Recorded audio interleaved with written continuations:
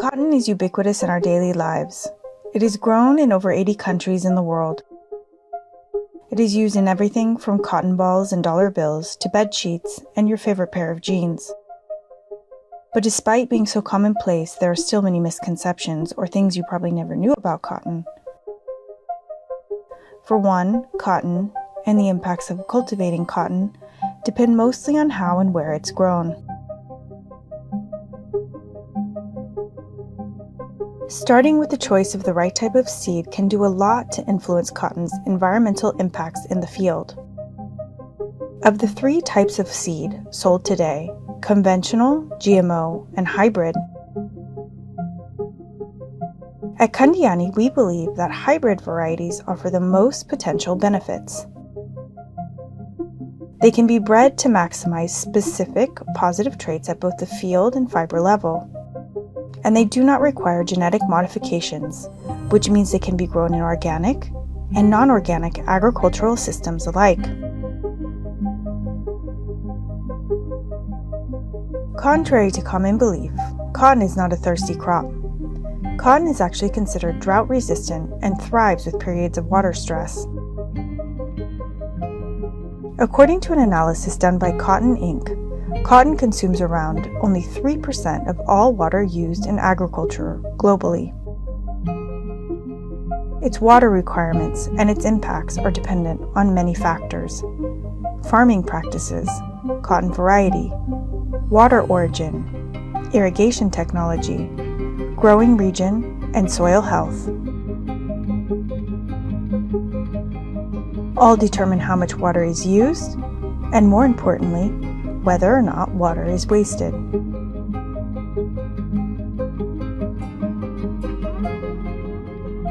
Cotton is also cited as one of the biggest consumers of agricultural pesticides. But the figures often referenced are outdated and provide only a snapshot of reality.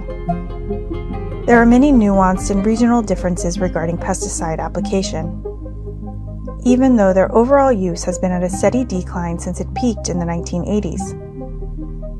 Every input represents a cost, and farmers naturally try to minimize their production costs.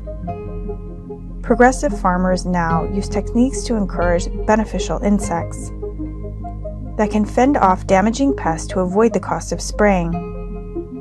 It is also important to remember that not all pesticides are created equal, and not all pesticides are actually bad. For example, those used in regenerative systems, such as bioprotectors or other products, are not phytopharmaceuticals, but instead stimulate the plant to self-produce its own defenses.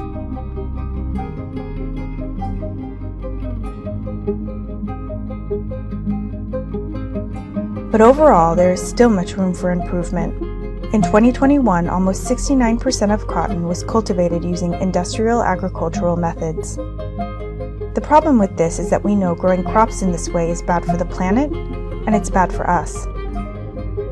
Industrial agriculture is responsible for biodiversity loss and deforestation. It kills our vitally important pollinators like bees and butterflies, and it destroys our soils and pollutes our waterways.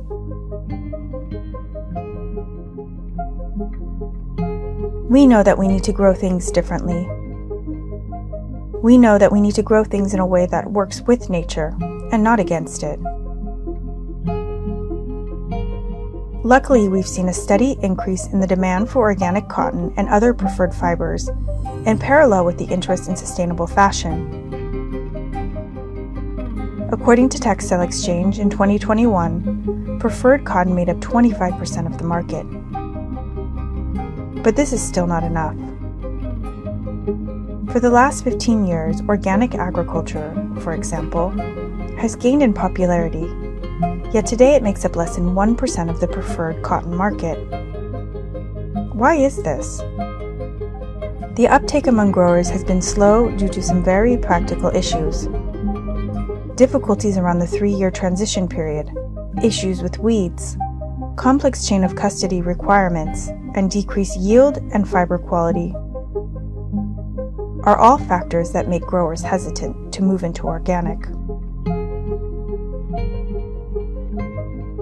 So despite the many environmental and social benefits of organic cotton, Candiani believes regeneratively grown cotton will surpass organic in overall adoption at the farm gate and in terms of consumer demand.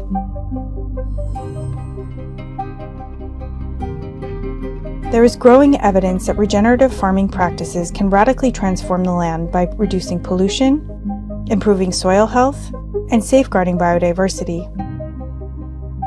It is also viewed as a potential solution for climate change, being able to store more carbon in the soil instead of releasing it into the atmosphere. Regenerative agriculture is also considered more farmer-friendly by reducing costs while at the same time producing healthier crops, increasing yields, and building overall resilience.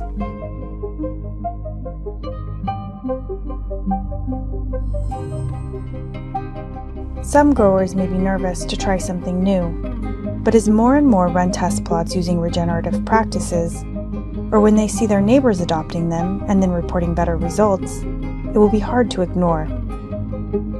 We need to make sure that growers are supported in this transition and that they are provided the resources and information they need. Perfection can't be the enemy of good. We should all encourage positive movement along the regenerative continuum. We will reach a tipping point. It's just a matter of time.